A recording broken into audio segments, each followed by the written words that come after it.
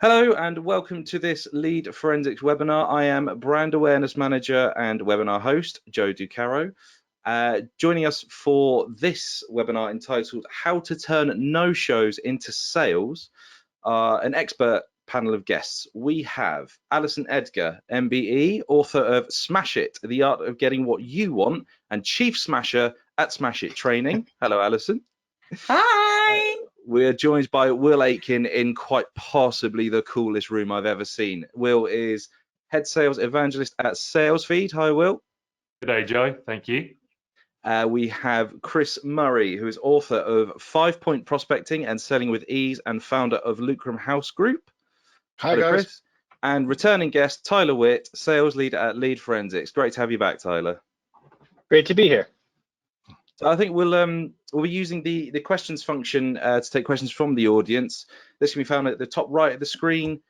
There are quite a few guests. There's going to be quite a lot of chat on this one. I think it's going to be a very, very popular topic. So we may not get time, but do pop them in anyway. If we've got some time at the end, we'll jump onto those ones. So let's get started. I think we'll go for a sort of a round robin for the first question. So I'm going to start with you, Alison, if that's okay. Do you think that the pandemic has affected no-shows, and have you seen an increase or decrease with people feeling that Zoom fatigue at all? I think the answer to the first question is yes, I think it has, because I think if you look specifically at things like face-to-face meetings or actually having those conversations, it's easier now to duck out, and it's easier for people to use COVID as an excuse to oh dear, I was busy. And I'm not saying that it's not a genuine excuse in a lot of cases, but for a lot of people, I think, as soon as you use that C word, then, you give yourself a little bit of a leeway. You can't really come down too hard on it. And then Zoom fatigue for sure. I mean, now I'm sort of back doing most stuff face to face, but I think even during the pandemic, where you would have done like a whole day face to face, you really couldn't hold people's attention for more than a couple of hours. So I think there has definitely been, there was a big shift, but I think the shift is coming back again to less Zooms. But I do think actually the Zoom style of selling and appointment making and conversation is great, because it's such a hybrid way of actually seeing someone face to face, but without having to lose that travel time. So yeah, that's my thoughts. Absolutely. I think you're absolutely right on with certainly Zoom fatigue. I wasn't in an office job at the time of the pandemic, but even I, at that point, it would get to the evening and someone goes, should we do a Zoom quiz? And you go, no, definitely not. That's not what I want to do right now. Will, your thoughts? Has the pandemic affected your no-shows? Yeah, definitely. I think it's certainly impacted them there's more no-shows for sure. Virtual sales is pretty much the norm now, especially where I'm based in North America, and there's very little accountability for someone to not show up to a meeting. In face-to-face, if you're you normally might see that person again. There's really no consequence to just canceling the meeting if you don't see the value in it, or you're too tired, or something more important came up, and it's incredibly easy to do. So yes, I certainly would say there are a lot more no-shows these days than there were before. And Chris, similar story for you, is it? Yeah, I get the feeling that very much like emails, as email being the easy option, it's the easiest thing to delete, and over the course of the last 2 years, because it became so normal and so easy, that certainly the Zoom meeting etiquette went out of the window a wee bit. I mean, you can 5 minutes late is not unusual for a Zoom meeting, because people just sort of like, well, it's just a Zoom meeting. And I don't know when that happened, because when we first went into lockdown, everybody's like going, we can work from home. Look at this new technology. Everybody just jumped on it. And I think in very much the same way that people can ignore your communication with regards to email so easily, that it's very easy to cancel an online meeting because it doesn't feel real. And Tyler, thoughts on this one? Yeah, I really like what Chris just said there. That's a good way to put it, is the etiquette went out the window. Like, as somebody who's basically been selling virtually for, longer than I'm going to say on this call, because I don't want to age myself too much, but doing it for a while, like I haven't had face-to-face in, probably a decade. And I've been doing, phone calls, virtual meetings, this, that, and the other. I think that was the biggest thing, was that etiquette, because before they would kind of showcase the same mannerisms, right? Politeness that they would face to face, even over the phone. So they still would email you, hey, I'm running a bit late, or, you know, those kind of things, which you just do to be kind to another human being.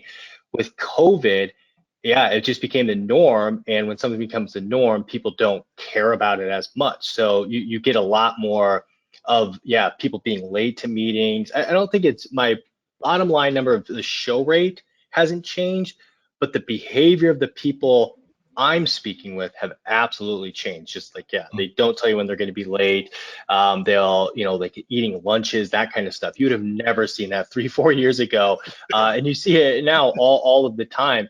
So it's hard to, you know, it's harder to grab people's attention even once they're on there. Absolutely. So Chris, to go back to something you were saying, and you mentioned about, you know, being 5 minutes late was, you know, in the before times, it just wasn't an accepted thing. So how long do you give it before you class an appointment as a no-show? Is it a case of, well, perhaps it's, you know, 5 minutes late, no-show, or is it, you know, here I am 30 minutes later, still waiting. What's your cutoff, do you say? Well, I'm going to flip to the other side, though, is that customers can be terribly rude. I agree completely with what you're saying there, Telly. Nobody ever used to take a burrito into a live meeting, did they? You know, I don't know when that happened, but yeah, 5 minutes late is common. 10 minutes late is fairly common, and I remember way back in the day, sometime in the 90s, when I was presenting a brand new product, that there was one buyer that kept me waiting sort of 5 minutes before my allotted time, and then she said that she could talk to me in the foyer when she was on her way to lunch. And I remember saying, you know, I could probably give you a really good rendition of the Old Testament in 5 minutes, but this product's probably going to take a wee bit longer. And people expect you to be able to do stuff like that online really quickly. Here's the thing, though, because I got to flip this. I think salespeople have got to take some responsibility and accountability. You know, if there are ways of herding cats. There are ways of doing things so that things happen for you. And I think you've got to understand what you're responsible for as the salesperson in the room. It's like being the parent of a 5-year-old. If a 5-year-old didn't wake up in time to go to school, it wouldn't be the 5-year-old's fault. There's a responsible adult in charge, you know. And I think if either your meeting's turning up or they're not, you should have put some things in place to recognize whether that's going to happen or not. And if you can take that responsibility, I mean, you know, complete no-shows, apart from anything else, and we'll come on to this later on, are possibly a sign of a bad qualification process. But if somebody is worth pursuing and they need what you've got, then it's your duty to make sure that they don't forget, that they've remembered, or they reschedule. So you all sort of, as soon as you said that, Chris, as soon as you said, oh, you know, it's a bad qualification, all of you just went, So I think this is something that's shared about everyone. Alison, can you speak a bit more on that one for us? Yeah, I think it's interesting because I would say a lot of that time is a bad qualification, and I've got like points to add later on about the age of buyers as well. Like decision makers are getting younger, and how they interact with people and how they want to interact with people is completely different now than it was previously. So I think, you know, we look at the culture behind it, things like, so again, let's look at online dating. Chris, not us, we're not dating, but if you look at things like Tinder and all the rest of it, you might speak to somebody a couple of times and then you ghost them. And that's where I think, again, that's actually linked to poor qualification, because actually as humans, we don't really like to say no, we don't really like to hurt somebody's feelings. And that's what we see. Not that I am online dating, I have been married for 25 years, but you know, we see that a lot. And even like things like my young team, they see a number that's coming in, oh, don't recognize that number, won't be answering it. So again, that culture has changed, and so has the age of a decision maker. So I think that a lot of the old school stuff that would go as the normal isn't the normal anymore, because the the age of the seller and the age of the buyer are like, it's a different generation. So I think that like back in the day, you'd have had a really strong qualified call, you would have had a really good calendar invite, you know, you would have already set the agenda for that, you'd have a 15-minute reminder. For me, I don't even wait for 5 minutes, 2 minutes, and I'm emailing them, have you got the link? Okay, everything okay? And I'm on that, and literally that works. But I think the reason that I don't have a huge no-show rate is I'm selling myself, so I've already qualified it. I'm already sort of pretty much in there. But B, it's tight. It's really tight. And again, I think that comes back from old school, specifically, you know, in field sales, we would call it the blowout or the no-show. And actually, I very rarely had those even back in the day because it was really tight. Everybody had an agenda. They'd accepted the agenda. They knew what the purpose of the call was. They knew what the output for them was. They knew what the output for me was. They knew what the expectation was. So they were going into that with full knowledge. Whereas I think a lot of the times people don't know, and you know, I'll come on to this later, that I've got an example of something I didn't know show, but I really wish that I had of, because it was so badly qualified, and it was a half an hour of my life I cannot get back. So I think that's where that sort of fits in, that a lot of that isn't qualified properly. So it's almost a case of, you know, adapting to what the culture is doing, then perhaps, you know, throwing and actually something you mentioned there, as soon as you started saying it, I knew exactly where it was going, because, you know, Tyler, I don't mind aging myself. I'm nearly 30. And there's, you know, I know. Well, if I was only nearly 30, I wouldn't mind aging myself either. Let's just say that. But to your point, Alison, there are people my age, people like in, you know, the same age as me, who they're scared when a phone rings. Well, Yeah. just, you know, just answer it. What's the worst that can happen? But yeah, no, I think it's an excellent point that you raise about that. So so The well, worst then, that could happen, Joe, it might even be a salesperson trying to sell them something. Damn it! Oh, How did we no. want to function with that? Oh no, it's Lead Forensics on the phone again. So Will, you sort of, as Alison was answering, you clasped your hands together in sort of a sage Jedi way, which is fitting for your background. What's your process on responding to no-shows? Yeah, so ideally you've put in enough preventative measures and set a great agenda, and we'll get on some of those things later to make sure the no-show doesn't happen. But even the best meetings are you're still going to get no-shows every now and again. So generally I like to wait for 5 minutes, give a grace period. It's very regular that people show up 5 minutes late to a meeting, as Chris said. And then I'll send them an email, just say, hey, here's the link to join, ready when you are. And then in 10 minutes, I'll typically give them a quick call on the phone, and then I'll just keep the meeting open on the right there of my computer. And around 25 minutes, I'll send an email, and generally it'll just say, hey, we didn't get to connect. And I don't try and rebook that meeting, because often if they've no-showed you, that's a sign. If they really want it, they'll come get it. So I don't often go, hey, do you want to reschedule? We'll try again. Because frankly, like you said, it's a lack of etiquette there. If they've completely no-showed you, ghost you with no excuse. So I'll just generally send an email saying, hey, shame we didn't get to connect today, and then leave it at that. And if they want it, they'll come get it generally. So email, 5 minutes, phone call, 10 minutes, 25 minutes in, I'm going to send them a quick email, which just says goodbye, basically. And if they want to come back, they will generally come back around. I think that's actually, it's a very respectful way of responding to something that, you know, to somebody who's not shown you the respect to get in touch and be like, hey, I'm actually not going to be around, or, you know, something like that. So Tyler, is it a similar story for you? Would you have a slightly different process? Yeah, I mean, like obviously what Alison and Chris were saying, I think that's the most important part, right? Like people show up, like they say yes to it because they're interested, right? But they show up because they're excited. So, you know, that's in that initial kind of booking, which can be really challenging, especially as we do, you know, everybody wants the inbound lead, the inbound. That can be hard because your marketing message is never going to do that. Like your marketing message will always get them interested, right? It'll always get them to say like, wow, that could be something, I have this problem, you know, that could be a solution to it, et cetera. But that's only, you know, lukewarm at best, right? So getting them excited, that's kind of where the sales, you know, person comes in. So either SDR, salesperson, whatever it is, like you need to be contacting them and having a good warm up conversation.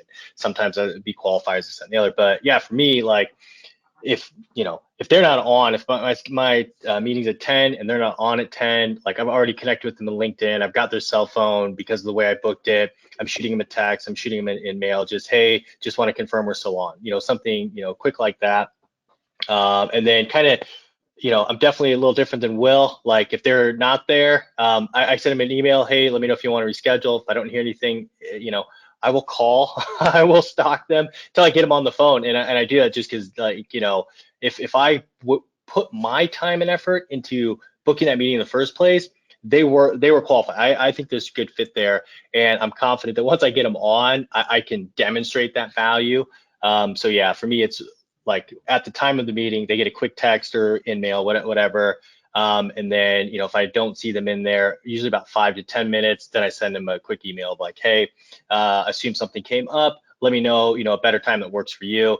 And then I leave the ball in their court for a reasonable amount of time before I start my salesmanship kind of over the top reach backs. So as you were saying, I realized we did a webinar a little while ago. It's about a month ago, all about social selling. Tyler, I think you're actually part of that. Mm-hmm. And something just popped up on LinkedIn today, and it was on this very topic of ghosting and that sort of thing. And it was Will Holden. Yep. He had, in response to someone not showing up, he's got these GIFs that he makes of people holding up whiteboards and says, hey, you ghosted, what's going on? And he sends a little GIF, which is friendly message like that. And there were lots of people who sort of jumped on it and going, yeah, I don't think this is the correct way of doing that. But to me, it seems like that's much more personal, much more friendly, just a better approach of sort of, attempting to get rescheduling in. I suppose, is that an example of something that Alison was saying of adapting your approach for the younger buyers, the younger decision makers, do you think? So I think I'll go back to Tyler just for that one. Oh, yeah. I mean, sorry, I didn't make that clear. Oh no, sorry. Yeah. No, I'm a big fan of obviously multiple approaches into how we kind of reach out and engage, because you do have to meet people on their level, to some extent. So, and I don't know if that's necessarily age dependent, because I think, some of the younger, buyers are going to have, I think the message you need to be quicker, more actionable, right? Whereas you give me, a CEO that's maybe a bit older, CFO, something like that, I think they're going to appreciate more the novelty of something like that. And by the way, I do recommend this GIFs he does. They're awesome.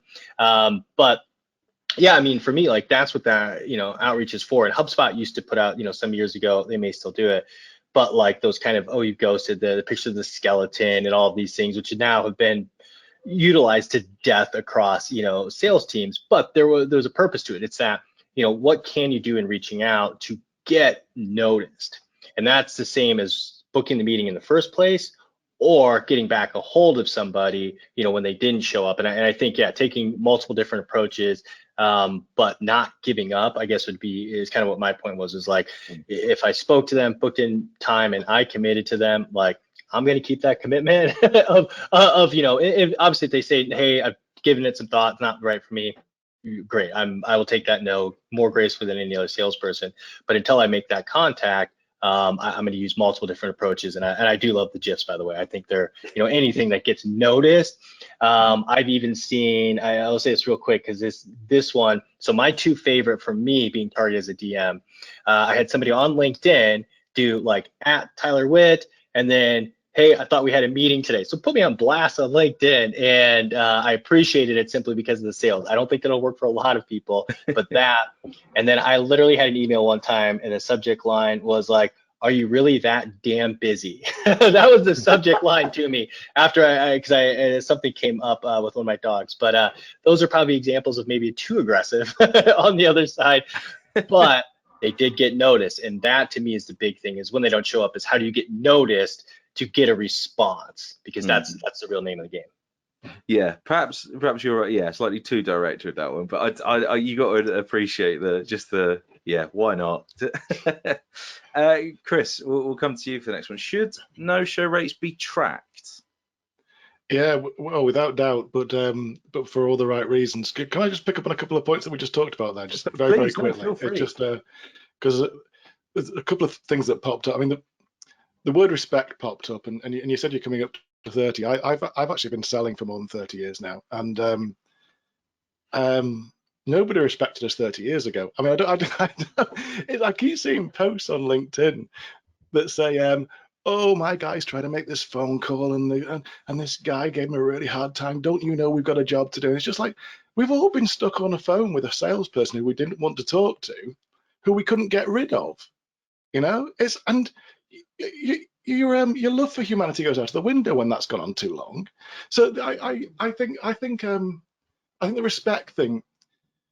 You mentioned my book selling with these earlier on, and there's 4 ways that we overcome objections in that book, and one of them we call them dams, and the M stands for misunderstanding. And I just take it, you know, there's been a problem, there's been a misunderstanding. You didn't turn up. I tried to chase you. And with misunderstandings, the way to handle misunderstandings is to understand that nobody likes to be told they've got an ugly baby. You know, even people with ugly babies don't like to be told they've got ugly babies. And so you take the blame and you re-explain. The email is, I'm sorry we missed each other today. I don't know how that could have happened. Listen, I left you a message. You clearly didn't get it, but let's get back together again. You know, and I think if you take the blame and re-explain and just there comes a point. Sorry, and I'm going to be really brief about this, but there's a story I tell about a blue whale. Blue whale needs 2 million krill to eat, right? And if it eats less than that, it doesn't have the energy to open its mouth. And so the energy it takes on isn't enough energy to open its mouth again, it can't eat when it gets to the big feeding ground, it starves to death and it sinks to the bottom of the sea and rots. Yeah. So one of our big prospecting lines is you only open your mouth to the opportunities that will feed you. You don't go chasing things that are never going to feed you. You've got to know when to have a blue whale reset. I get that. But at the same time, you know, take the blame, re-explain and move forward with that. And by the way, maybe it's a UK US thing, but I come back to Alison's dating thing. If you got stood up in a date, and then on Saturday morning you went to the post box and there's a picture of your date in an envelope going, "You ghosted me," you'd be really freaked. Just as a pointer, right? But anyway, your question, process. Yeah, I think it should be counted because there's something going wrong with the customer attraction side leading up to the meeting, coming off the qualification. I think the people that don't count it have a lot of sales meetings going where they go, yeah, we booked loads of meetings, but nobody turned up. How many sales have we made? Oh, we all got stood up. Oh no, what we're going to do? And so it's a sales manager's job to say, you got stood up by everybody today? Geez, wow, how did that happen? You know, let's have a look at the process leading up to that. And that's why it should be counted for coaching purposes, not for disciplinary purposes, because there's culpability and capability. Culpability is I can't be bothered. Capability is I can't do it. And if you're giving me all the tools and I still can't do it, I need my sales manager to coach me. So there's something wrong there. Sorry, I extended my time there. So much to say. No, you're absolutely fine. I'm more than happy just to wind you up and watch you go, Chris. There's no problem at all. So thank Chris, you very much for the picture I got in the post of you, by the way. I'm glad you got it. Okay, I was there for ages. You know, I mean, Chris, I really enjoyed your analogy of your story of the blue whale there. Alison, you mentioned you had a story to tell us about a time that you wish you had not shown up to meetings. Do you want to just regale us with that one? Well, actually, it fits into that KPIs perspective of the no-shows, and exactly as Chris says, it's not for disciplinary, but something in the process is not going correctly. If everybody is no-showing and it's to do with how you're making those appointments, are you really, are you getting them excited? Are you getting the need? And we, I'm not naming the names, but it's a CRM company, right? And we've got a CRM, we use it, it's all through our funneling and everything else.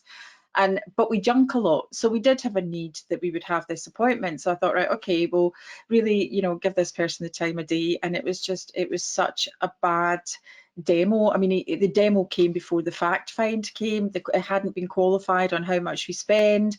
And then he wanted the second call. And honestly, I wouldn't ghost, because again, I think as a salesperson, you know how that affects your morale and how hard it is when that's happening to you. So I think we tend to give people, specifically in sales, that that space to do their job, but whether we want their product or service or not. I mean, they do say that salespeople are the easiest people to sell to, but in the second call, I didn't, like, literally, and that's where, again, if you look, another sort of sign to this isn't even just the no-show, it's that maybe you've been dealing with the decision maker, and then the second one, the decision maker doesn't attend and an influencer does, and that's another sign that the appointments haven't been set correctly. And you know, at the end, and he came and he said the price, and it was something like 6,000% more than we were spending currently. But if you'd have qualified that at the beginning, then we wouldn't have wasted that time. And I think, to me, the reason that those appointments were set were to tick the box for the KPIs, but ultimately you're just kidding yourself, you're wasting your own time, because you're never going to convert. And ultimately the job, you know, the title is in the name, it's about making sales. And we know that those little parts of the KPIs actually lead to that. But if you're just ticking KPI boxes without having great qualifications, you are going to have no shows, you're going to have decision makers that pass to influencers because it's a waste of their time. And you know, that's what that feeds through from. But I think I see that, you know, it does happen a lot. Yeah, no, I completely appreciate your point. There's a really good one about these sort of KPIs, that sort of thing. Yeah, we have had an audience question come in, and Will, I'm going to direct this one to you if that's all right. So the question is, we normally speak or check in with candidates before meetings. Is that still recommended as best practice? Sometimes too much contact causes no-shows, and we don't want to scare them off. So it sounds like we're talking about recruiter here, but I'm going to apply the lesson to sales. It's been a while since I was a recruiter. Yeah, I think you don't want to overdo it. Like we mentioned earlier, there's meeting reminders that you can send out, and you don't want to send out 10 because they're just going to become annoying at some point. Generally, my process pre-meeting will be meeting gets booked by myself or maybe someone on my SDR team. That's cold call or an SDR's booked or it's come inbound. Generally, the first thing you want to do is send out a recap email, say this is what I heard, this is what we agreed to, this is the next step, this is when it's happening, and this is the agenda. Then the meeting invite goes out. A big indicator to me is when people don't accept that invite. That's a big red flag. So what I'll often do if I see they haven't accepted that, I'll just add the words please confirm to the start and send up the update to everyone. And then between the meeting happening and when it gets booked, I like to send them a quick video just explaining, going over the agenda again, but also for the same reasons that we mentioned earlier. Why are people no-showing these days? Because there's no emotional consequence with showing up a stranger in some cases. So I send a video, introduce myself, set that agenda again, make sure there's clear value for them so they know exactly why they are showing up, offer them to edit that agenda in any way, and then there's just auto reminders. For a candidate, if I was a recruiter, I might want to prep them if I was at agency side, but I wouldn't see a need to change the process from that, what I just mentioned, which is meeting booked, step in between a video or an email, just reconfirming, or even a call, and then the standard reminders that go out by most automated systems these days. And so yeah, so that amount of content, that amount of contact hopefully doesn't scare people away. But guys, has anyone got any more on that one? Checking in with candidates before meetings. Can I jump in that? Because again, I don't come from a recruitment background, but I know that there has, well, from the statistics that I've seen, there's been a lot of candidates not turning up for interviews or not doing that. And I think, again, it's a lot of that is that fact find on why they're looking to change the job. You know, what's the likelihood, what would happen if their current employer were to offer them, you know, what would be the process during that, you know, if they were offered and weren't going to turn up, what would they think would be a good process to contact the recruiter or to come, you know. I think, again, a lot of that is you know, it's the qualification, but in good fact find questions, so that somebody would feel comfortable to say, you know what, I've been offered something else, or I've been offered another 10 grand at my current job, or I've been done that. And I think, again, you know, ultimately sales and recruitment, you know, people buy people. So if you've got that really good relationship with the person that you are actually placing, or if you've got a great relationship with the employer or whatever it is, then they're more likely to be able to just have that conversation and tell you what's going on and be honest. And, you know, it's been really interesting, you know, with the ghosting not turning up.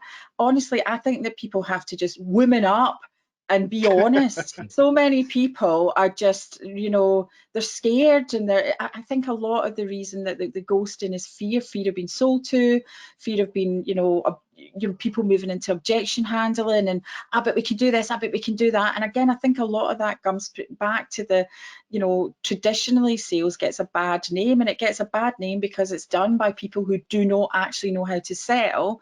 And that's, that affects us all. It's a historical thing. So, and again, if you look at a younger buyer, I'm not, same as Chris, like I think I've been selling for 30 years, and I think that a lot of that comes from, again, a lot of younger people haven't had the same interaction face to face.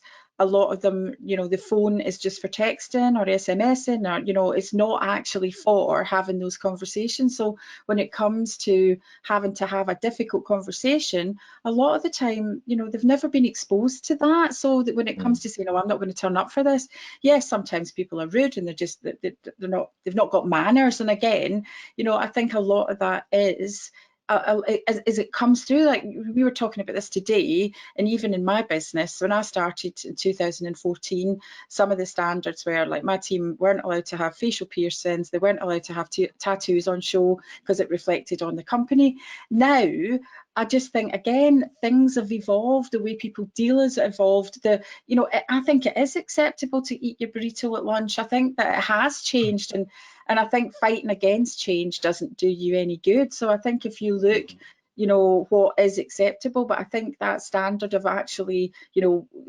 just say no, just turn around, don't ghost people, just say it's not, this is not my cup of tea, thank you so much for your time. And then that honesty allows salespeople to move on, because I think until you get that no, people cling on to false hopes that I'll just put that on my figures, I'll just do that, and they're clinging on to something that will never happen. And the way that we tend to do this, and I'm selling every day as well, so I'm speaking at events and we're getting leads coming in, and I again come back to that respect. I sold Yellow Pages for 15 years. There was no internet. It was the only place that people got leads, and they still treated me like a piece of dirt on the bottom of their shoe. And I'm like, what? If these leads, you wouldn't have a business. Treat me with respect, RESPECT. And it never came. You have to generate your own respect. So for me, we do like to get to that point, really to test that intention. I call it the Kenny Rogers, the gambler strategy. You got to know when to hold them, know when to fold them, know when to walk away, and know when to run. So when we've tried all the angles, tried the calls, just like literally it's not happening, we send them the quick email, thank you so much, this has happened. You've got 3 options. Option 1 is, that you've found somebody for your event and you don't need a speaker. Option 2 is, you still are interested. When do you want to book a call? Option 3 is that the event is cancelled. So again, I do feel that people should, if they were just more honest at the start and warmed up, it would make our life a lot easier. But they don't, because their time is more precious than anybody else's, and you can never get that. You've got to gain respect. People don't just dish it out like, the McDonald's Happy Toy. Not that they do that anymore, because it's bad for the environment. A couple of points to pick up on that one. One, I've only ever heard one other person use the phrase "woman up," and that's my mum. So you get mad respect from me for that, Alison. Two, amazing musical renditions. I think we'll all agree.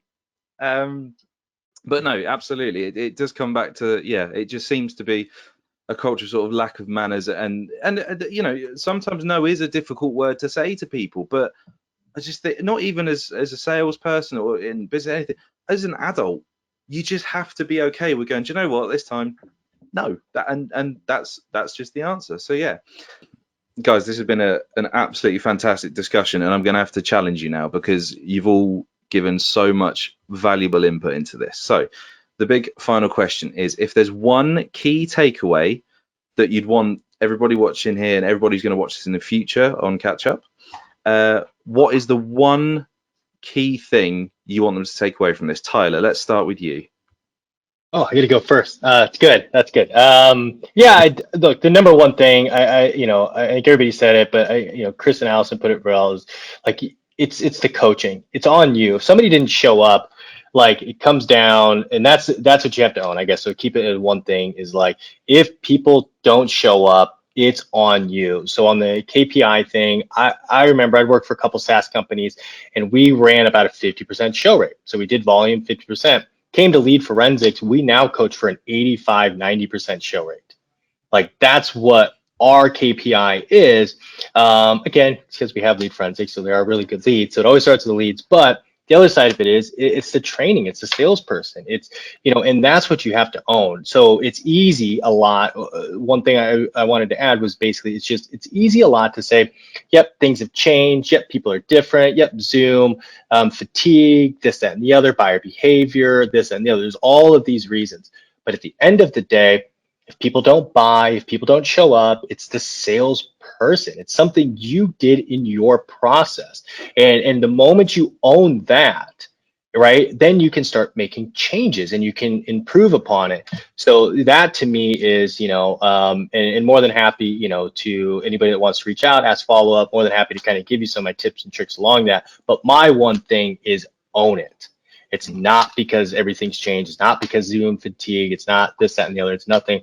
It's just because people don't want to show up to your demo, and your demo, not your company's demo, not your product, your appointment. So my one thing is own it. Accountability. That's something that we spoke about a lot in our previous webinar as well, Tyler. So, you know, yeah, there's excellent point there. Jedi Master Will, let's come to you for your final takeaway. Yeah, I kind of alluded to earlier, but while working at Proposify, our inbound hold rate was 70%. We implemented one thing into our process, and that was sending that video along between when the meeting gets booked and when it actually gets held, which it just affirms the agenda, puts a face to the name of whoever's holding the meeting. If you booked it via cold call, email, or an SDR booked it, they still haven't seen what you look like. Send a 30-second video setting the agenda and offering up the opportunity for them to adjust that agenda. And that one thing improved our hold rate by 20%. So I'd highly recommend people jump on whatever video platform you use and shoot off that video, because it is a much more, let them know you, and that will make it harder for them to not show up on you. I think it's an excellent point you make, because we had this, so I make videos with Forensics as well, and we were talking about YouTube thumbnails, and the discussion came up that actually I think you are so much more likely to click on a video if there is a person, if you can see someone. That's it, that's exactly it. If you got the money maker, you know, in the shot, so I think a video is an excellent way of getting that sort of initial, you know, it's sort of it's a minor one, but an emotional connection. I think you're absolutely right, Will. That's a fantastic point, and I think that's a great thing to implement in your communications. Chris, if I can challenge you to keep to one key takeaway. Absolutely, and it's something that Will mentioned a little while ago, and you just touched on as well. It's the emotion thing. Okay, it's you know, doctors have no shows, but ill people turn up, and when you realise, you know, people with bleeding necks show up to bandage demos. You know, there are ways of connecting and making sure that the reason that it's customer attraction techniques we talk about a lot in our business development masterclasses, but the bringing people towards you rather than selling at, and then recognizing the blue whale. Is this worth opening my mouth for? And if you've got those two things aligned, everything will work out for you. Again, it is a fantastic analogy. I really do enjoy that one. Alison, then the final point, the final takeaway of the webinar. Then what have you got for us? So sales is all about having a growth mindset. And when somebody doesn't turn up, we cannot help but take that rejection personally. They don't like us, they don't want us, and it puts us into that fear mode. And when we're in that fear mode, we see things through negative eyes. Oh, the customer's an idiot. Oh, our product's rubbish. Oh, the SDR didn't set the appointment right. And we're looking for somebody to blame. But actually, when somebody doesn't turn up, you should be going, hallelujah. Because actually that means there is something that I can learn, and every single day is a school day. Whether it's not been qualified right, whether you've not followed the process correctly, whether you've not done it, you should welcome the fact that there are new things that you can learn to improve your performance using a growth mindset. Absolutely. And I think, yeah, if you mentioned about being in that sort of taking the rejection personally and feeling that sort of discomfort, I saw a thing the other day saying that growth only happens when you're outside your comfort zone. So I think that all of your points have been fantastic and salient, guys. So thank you ever so much for joining me to discuss turning no-shows into sales. Thank you to everybody who showed up to the webinar. the panel's contact information on the screen for you now if you want to check out what they're all about on LinkedIn. And yeah, hopefully we'll have you all on again for another panel. Thank you all so much for joining. Thanks for having me. Thanks Pleasure. for having us. Thank you so much. Good. Bye.